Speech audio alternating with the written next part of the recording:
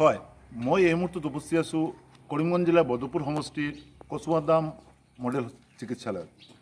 আৰু এই চিকিৎসালয়খন 2016 চনত উদ্বোধন হৈছিলে আৰু ইয়াৰ পিছৰে পৰাই এই চিকিৎসালয়খনত এই যি কচুৱাদাম যি গাঁও আছে, এই গাঁৱৰ প্ৰায় 10,000 ৰাইজ আছে। তেওঁলোকে ইয়াৰ পৰা মানে চিকিৎসাৰ পৰা তেওঁলোকে বঞ্চিত আছিলে। আৰু বিশেষকৈ এইবাৰ যে কৰোণা পৰিস্থিতি হৈছিলে, এই কৰোণা পৰিস্থিতিৰ সময়ত এই যিখন কচুৱাদাম মডেল হস্পিটেল আছে, ইয়াতে মাছ কোভিড চেণ্টাৰ বনোৱা হৈছিলে আৰু ইয়াতে কোভিড পেচেণ্ট ৰখা হৈছিলে। আৰু ইয়াৰ পিছৰে পৰা ক'বলৈ গ'লে ইয়াতে আজিৰ দিনতো এই চিকিৎসালয়খন প্ৰায় বন্ধ হৈ আছে। কিয়নো এই যিটো মডেল চিকিৎসালয়, এই চিকিৎসালয়টো যে সুবিধা আছিলে ইয়াৰ গাঁৱৰ ৰাইজে পোৱা নাই, যাৰ বাবে তেওঁলোকে যাব লগা হয় কৰিমগঞ্জ অসামৰিক চিকিৎসালয়ত।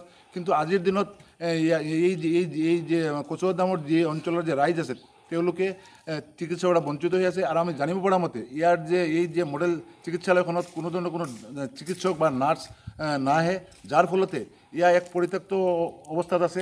ভিডিঅ' জাৰ্নেলিষ্ট শুভঙ্কৰ মালাকাৰ দেখুৱাই আছে যে ইয়াৰ পৰিস্থিতি প্ৰাগনিত দৰ্শকসকলে দেখিব পাৰিছে যে ইয়াতে মেডিকেল ষ্টাফ বুলি লিখা আছে, পেচেণ্ট লিখা আছে, কিন্তু সকলো লিখা ঠিকেই আছে। প্ৰকাণ্ড এখন বিল্ডিঙো বনোৱা আছে, কিন্তু ইয়াৰ পিছতে দেখা গৈছে যে ইয়াতে কোনো পৰিষেবা নাই। ইয়াতে তালা ওলোমাই ৰখা হৈছে। আৰু ইয়াৰ এই যে কচুৱাদাম মডেল যিটো হস্পিটেল আছে, ইয়াতে ডাঙৰকৈ চিকিৎসক আৰু নাৰ্ছৰ বাবে বিল্ডিঙো বনাই থোৱা হৈছে। কিন্তু কোনো ধৰণৰ কোনো এই যে ৰাইজে ইয়াৰ পৰা কোনো উপকৃত হোৱা নাই। আমি পোনে ইয়াৰ 2 এজন ৰাইজ আছে, আমি তেওঁলোকৰ পৰা জানিবলৈ যত্ন কৰিম যে তেওঁলোকে কি কয়। বন্ধ আছে তো কিহৰ বাবে বন্ধ আছে? এইটো বন্ধ আছে, সিহঁতেতো এই ৰাইজৰ মানে কেনেকুৱা ক'ব বন্ধ আছে। ৰাইজৰ মানুহ আহে ট্ৰিটমেণ্টৰ কাৰণে, আহি বন্ধ তালা ওলাই যায়। তালাটো বন্ধ আছে, ষ্টাফ নাই, ডক্টৰ নাই, মেডিচিন নাই।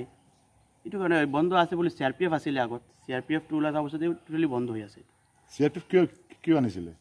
এইটো ৰাখিছে মানে ইলেকশ্যনৰ কাৰণে ৰাখিছে, ৰিজাৰ্ভ ফ'ৰ্চ ইয়াত ৰাখিছে। আৰু ইলেকশ্যনটো শেষ হৈ গ'ল, ওলাই লৈ গৈছে।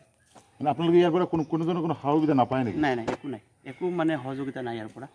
মানে সামান্য এটা মানে ডেলিভাৰী পেচেণ্ট হওক, মানে যে কোনো এটা ইমাৰ্জেঞ্চি হওক, মানুহ কৰিমগঞ্জত যাব লগীয়া হয়। আৰু ইয়াতে মানে যে আপোনালোকে এইটো লৈ কিবা উদ্বোধন কৰ্তৃপক্ষক জনাইছিলে নেকি? কৰিছে, জইণ্ট ডাইৰেক্টৰ আহিছিলে 1-2 বাৰ। সিহঁতে কি কৰিছে, ৰাইজৰ মানুহে একো মানে সুবিধা পোৱা নাই ইয়াৰ পৰা। বহুত আশা কৰি থাকে ৰাইজৰ মানুহে, কিন্তু একো নাপায়। মডেল হস্পিটেলটো চৰকাৰে যিমানে চিকিৎসা উন্নতকৰণৰ ব্যৱস্থা নকৰক কিয়, কিন্তু বাস্তৱ চিত্ৰ দেখা গৈছে যে কৰিমগঞ্জৰ যিখন মডেল হস্পিটেলৰ অৱস্থা অতিকৈ বেয়া অৱস্থাত। মানে ক'বলৈ গ'লে এই হস্পিটেলখন এক বিধ্বস্ত অৱস্থাত আছে এই মুহূৰ্তত।